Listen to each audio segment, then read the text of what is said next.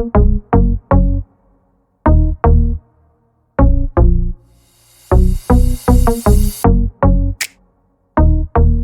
and welcome to another episode of the Playlist Podcast with me, Gemma. Unfortunately, Jack couldn't be here again today, but he says hello to everybody who's listening, and hopefully he will be on an episode soon. But today I'm joined by another special guest, and a lot of you who have been listening to the podcast for a while now will know that I like listening to K-pop music, and we're very lucky to have a K-pop artist on the show today. I'm joined by LIYVZ. Hello. Hi, it's nice to meet you. So nice to be here. You too. How are you? I'm really good. I'm a little nervous, honestly. I always get nervous for interviews, but I'm excited too. We'll have a lovely chat. Yeah. um, so for all of our listeners out there, did you just want to introduce yourself and what you do? Sure. So my name is Livs, and I'm a K-pop singer-songwriter.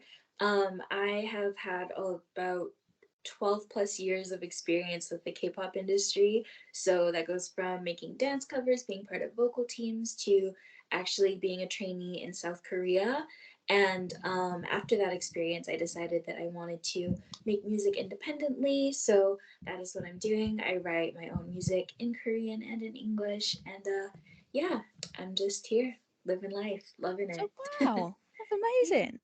So yeah. what got you into K-pop and why did you decide to be a trainee? So as far as K-pop goes, like I actually had like one of those like magical happenstance things. We had a Korean exchange student who was living with my family who showed me a music video, and I was just like, that's cool. I don't know what this is, but it's cool. But I never thought about it again until I went to a Jonas Brothers concert like the Oh year yeah. after, and this is like 2009. And the Wonder Girls were the openers for the Jonas Brothers on that tour, and it was like I think it was like the first time a K-pop act like opened for a major American act, and it was a huge thing. But I was like, where have I heard this song before?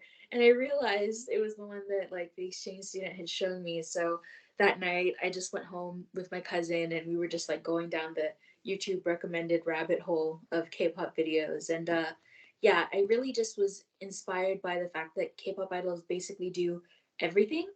Because even before I found K-pop, I was like, I loved acting, singing, dancing. I was like, I don't want to choose. I want to do them all. So I loved like girl groups, like Destiny's Child, TLC, but I also loved the Disney stars. I was like, oh, I really want to be able to do all three things. And then I saw K-pop and I was like, they do it all. So I want to do that. So yeah, that's kind of how that happened. Oh wow. So you've been doing it a while then? Yeah, it's definitely been a while. I'd say like since officially like entering what I would call like the industry and like being a trainee onwards, it's Mm. been since 2020. It started in the pandemic, which is crazy. But yeah, before that I was very involved in like, local K-pop community events where I grew up in Canada around Vancouver. So yeah. So when you moved over to South Korea for a while, what was that like? Oh wow, where to begin?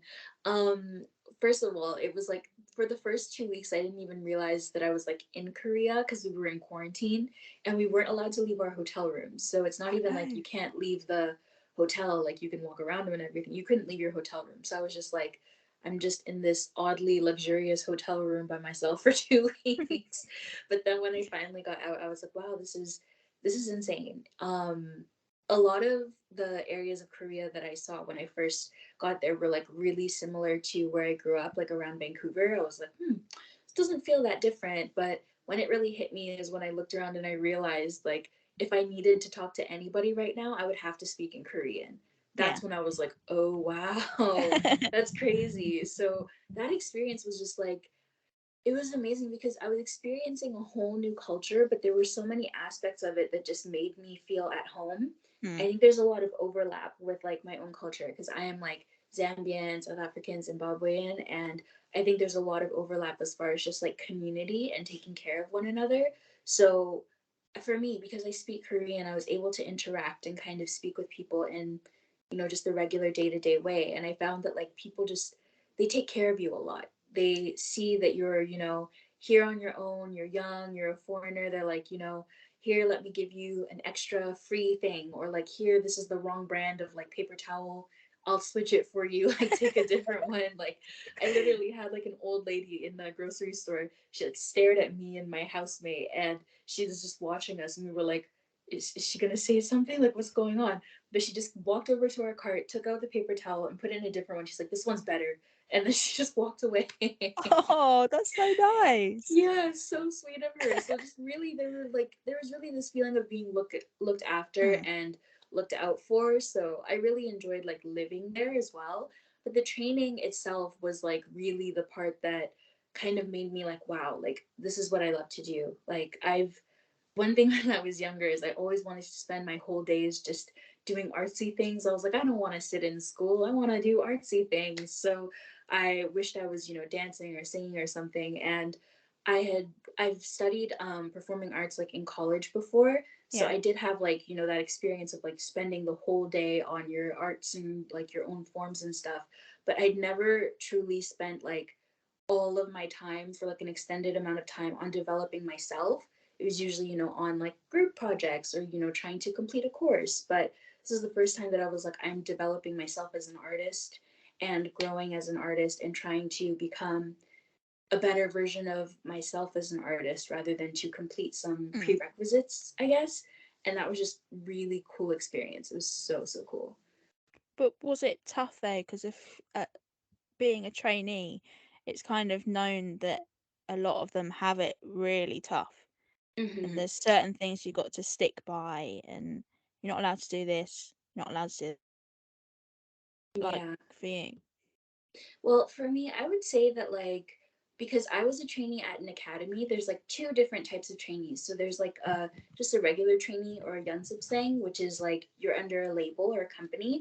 But I was a Kane Yunsubsang, which is like roughly translated to personal trainee, which Yeah. means you go to an academy. And this is the way that the majority of K-pop idols are casted. They go from individual trainee to trainee under a company. But because it's a company that, or not a company, it's an academy that you pay for, at least mine, I will say, is not super strict. And I may not be the best measure because a lot of people have said, like, you're kind of just like, you're very strong willed as far as like performing arts go. So if the teachers are like, this really, really disappointed me, or like, I wasn't impressed by that, I was just like, okay, cool. And I'm going to do better next time. But there were lots of people who went through stuff like, they would cry or they would feel really frustrated emotionally when certain things would happen. And that was tough. Sometimes working with other students could be tough as well. You butt heads, conflicts, we're all like Mm. vying for the same goal. So there's a little bit of like, I guess some people have that sense of rivalry. I personally don't because I'm just like, I'm here for me, for my development. Mm. Like, I came here to make the most of this time. So I'm not really worried about anybody else. But yeah, there were definitely those tough parts.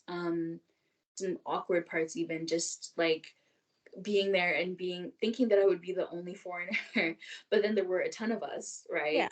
But then we all get grouped together and we end up having to work together and do stuff together all the time when it's like I still want to kind of learn and grow with like the other trainees too from different countries. And I did eventually, but there was a lot of that kind of thing where it's like you're going to stick with the people who all speak English, but I was like, I speak Korean. I speak Korean. I can do it. But yeah, either way, every kind of training regimen has its own like tough parts, but I would say that we had like a really soft, really gentle kind of training regimen.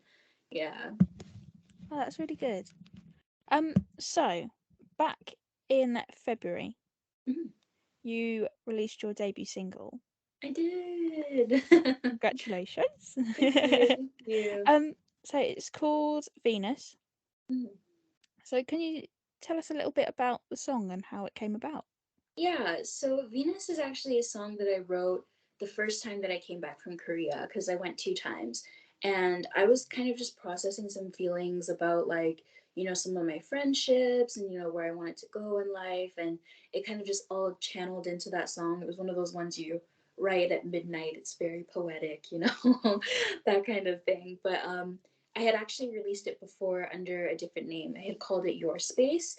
And I was just like, you know, I don't know what it is, but I feel like I should release this song. I'd never released a song before. I've written and recorded stuff, just posted it on SoundCloud or just, you know, kept it for myself. But I was like, I really want to release this and just, you know, see what happens, try it out, get the feedback. Because one of my trainers in Korea, actually, my main vocal trainer, she was the one who told me, she's like, you should try releasing some stuff and sharing it with people, because once you see people's reactions and you see how people kind of interact with your music, you'll want to do it more.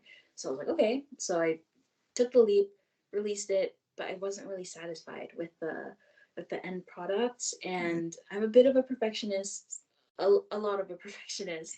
So it was really rough for me to just like know that there was something out there that I wasn't completely satisfied with creatively. But that was back in 2021. Fast forward to 2022. In the summertime, I met a guitarist that I work with quite often now. And he was basically like working with me on our songs for a gig. But then after we finished that gig, he like sent me his own kind of version of the song, and he was like, I really, really like this song and I think it sounds good. And, you know, like I just started playing around with it. What do you think? And I was like, do you think we could re-release this? And he was like, yeah, absolutely. So we spent some months, you know, redoing the song, rewriting it. Like we were very detailed about the production. It took a very long time, but yeah, we released the new version of the song called Venus, and it became my debut single. And it was, yeah, kind of one of those things that feels meant to be. I'm very glad that it's out in the world now. Yeah. It's amazing that artists like yourself meet other musicians, and it's that like conversations between yourselves that Mm-hmm. puts a new perspective on songs that you've already made. And they're Mm-hmm. like, oh, I've been doing this, what do you think? And then like creating something completely different but with the same Exactly. material. Right, right. Like I seriously would have never thought to just rewrite the song. As far as I was concerned, I was like, you know, I will take the song off streaming platforms when I release better music later. But it Mm. had never occurred to me to try again, because I did really like the lyrics of the song and the melody, but I was like, I had no idea what to do. But when you invite other people into your space as a musician, you grow and expand all the branches that you can like reach for, you know, change and ideas and all this different stuff, which I was doing mostly on my own at first. But I'm like, after that, I think I really realized like the value in letting people in creatively, even if it's scary because you're like, oh my gosh, they're gonna think I suck, or like, you know, they're gonna think this is weird. um People might actually be like, hey, this is cool, let's work with this, let's do this, let's try that. So yeah, it's been really, really cool experience. Yeah. Oh, brilliant. Um, so what do you want if one of our listeners who's never listened to your music before, what do you want them to take away from the new song? Hmm. So from Venus specifically, I think one of the things that I really like about it is that it has like a bit of a childlike honesty. I think as a person, I tend to like kind of rationalize all my thoughts. I'm just like, you know, oh, so I might feel like, oh, I'm feeling kind of blue today. And I'm just like, but why? Today was actually a really good day. You had this happen. But I kind of like canceled out that rationalizing process and just said, this is how I feel. I feel like I'm, you know, lacking in some way, and I just want to be the best that I can, and I hate that there's distance between me and the things that I want and the people that I love. And I just left it at that. So I really hope that what people can take away from the song is just that it's like, it's okay to feel your feelings as they are. You don't have to judge them. You don't have to try and change them or rationalize them. You can just sit with them as they are, and they will pass like all things do. But yeah, it's okay to sit with them. Oh, that's really good. Um, so when I was doing a little bit of research, I Yeah. found out that you're doing a gig at Comic Con. That's Yeah. amazing. I'm so excited. Comic Con is insane. I've never ever been to Comic Con, Me neither. but I've heard about it like year after year after year. And I saw like, you know, friends and acquaintances like go and perform there. And I was like, that looks like so much fun. So we made it happen. Yeah, Jack would be really, really jealous right now. really, is he into Yeah, that kind of stuff? he absolutely loves Comic Con. Oh, no Loves it. way. It'd be awesome if Jack can come out to the show. I would love that. That'd be so cool, wouldn't it? Yeah, absolutely. Comic Con seems like such a fun time. Like, I'm very excited as well because, like, I'm like a huge nerd. So I'm just like, there's going to be video games, there's going to be like anime stuff, there's going to be so much going on. I cannot wait to check it all out. So, which Comic Con are you performing at? So I'm performing at the London Comic Con. This one is coming up on the weekend of the May 26th to 28th, and I'm performing on the 28th, which is the Sunday. But I do know they do Comic Con in like other Hmm. locations. They have like Birmingham, and then they have other places as well. But yeah, it's London Comic Con, and I'm performing on the 28th of May. So that's Oh this wow, month. Yeah. that's so close. It's so close, isn't it? Yeah, yeah. It actually kind of just hit me now. I was like, oh wow, that's this month. So, So you're performing on the Sunday. Are you Mhm. gonna stick around for the whole weekend?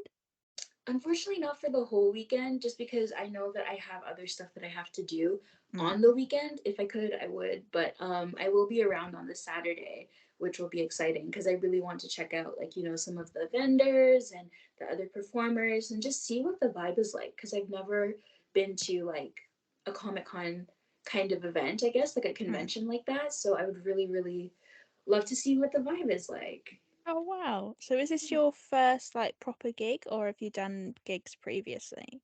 I've done some gigs previously. I would say like as far as performing in this way, like with a full band, this will be my second gig. I actually just did my first one of the year and with my band at BIM. Yeah, they had the Asian Culture Society showcase. That was last week. And the performance video I actually just uploaded today. But yeah, yeah. It's new to me to be performing with a band, but I've performed alone as like a solo singer. I've performed with teens as a dancer. I've performed solo as a dancer. So I've been performing since I was like a little kid. Like I'm talking like being a baby in somebody's arms and like a nativity play at church. Like it's been a long time. Yeah.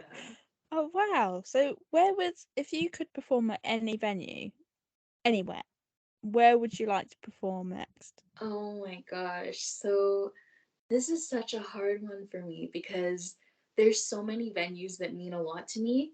And there's some where it's just like I just want to go because I'm like it's beautiful, not necessarily because it's the most fancy schmancy place, but I really, really want to play the Orpheum in Vancouver. It's a Mm. beautiful theater and it's where I went to a lot of concerts. I've seen many different like K-pop acts perform there. I'm pretty sure I saw a ballet. Nope, actually no, that wasn't there. There was something I saw there that was like more on the side of like classical music as well. And it's very beautifully decorated, like very Victorian, like, paintings on the ceilings and everything. And I think it would just be a really nice full circle moment. Like I grew the dreams I had of being a performer while watching my favorite singers up there. And now I'm right here. And it's not like a huge venue or anything, but it's very beautiful. And I think it would be very emotional to be able to perform there as well. Yeah. Oh, that'd be lovely, wouldn't Mm-hmm, it? mm-hmm. Yeah. um, so in terms of for our final question, Mm. what are your future plans musically? Ooh. So musically, I'm actually, I guess I can like share a little bit of like kind of secret stuff, but kind of going through a period of wondering how much I should show at once. Not to say that like, you shouldn't always give it your all, but just like, to keep trying things out and experimenting is a bit of a Hmm. priority right now because I really want to focus on my growth as an artist. Like that's something that's always important to me is to keep growing and improving at my craft. And I know there's so many areas where I can still grow and improve. So in doing that, I really want to take the time to enjoy where I am. I'm in the new artist phase and I'll only ever get this phase one time. So I really want to enjoy it and, you know, just try things that I maybe thought that I wouldn't do is kind Hmm. of what I'll say, just to tiptoe around it carefully without revealing anything. But basically the kind of plans for right now is like to perform as much as possible, because performing is just my first love. It's why I love what I do. But also to, like share new music, 100% share new music, share more stories, and just kind of, I want to kind of embrace like a more vulnerable style of writing and storytelling, because I think that Venus is really vulnerable and really honest. And even though people don't necessarily know what the lyrics mean, when they do find out, or even if they don't know, they're like, I really appreciate, like, just the honesty of the song, and just, how like raw it is. So I really, really hope to continue with that kind of honesty. How it will be expressed is in so many ways, but yeah, I'd just like to kind of continue on that path.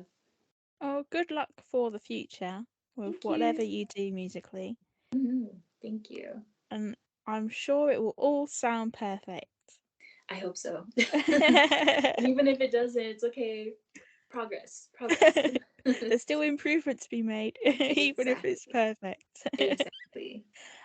So where can our listeners listen to Venus? You can listen to Venus on all major streaming platforms, so Spotify, Apple Music, Tidal, pretty much anywhere that you listen to your music. It's on YouTube as well. And as far as listening to any other bits, I have some extra little things on SoundCloud that you can check out. And my YouTube channel is being updated with performance videos as they happen. So that's a great place to be too. Yeah. Oh, brilliant. And you're on all the social medias? Most of them. I'm most active on Instagram and YouTube. TikTok is like subjective. I'll pop up there once in a blue moon. But yeah, you can always find me on Instagram. I have a link tree, and yeah, that's where you can find me.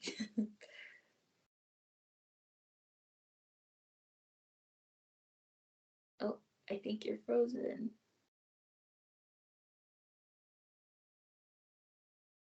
Oh,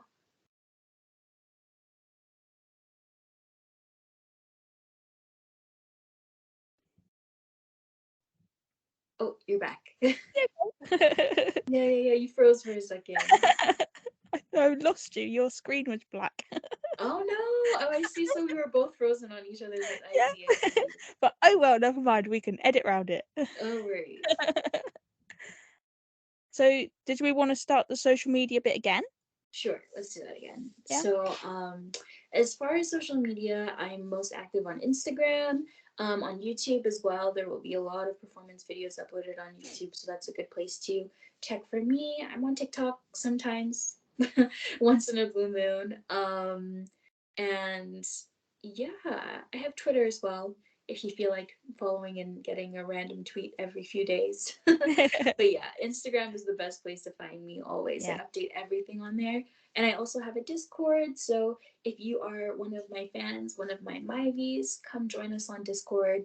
We have little chit chats in there. Sometimes I hop on the voice channel and we chit chat with each other. But yeah, yeah.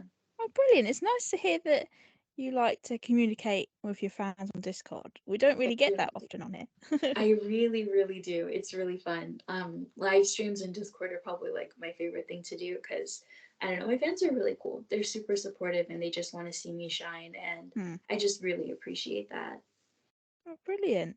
Mhm. So, for all of our listeners out there, make sure you go and check Liv's new single Venus on all the streaming platforms, as we've said, and make sure you go and follow her on all the social medias. Subscribe to her YouTube channel as well, please.